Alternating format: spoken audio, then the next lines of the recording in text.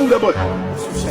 Please, I'm sorry. Wait. Please, I need you. Come back to me, please. See, I bought this car for you. I've made a lot of money.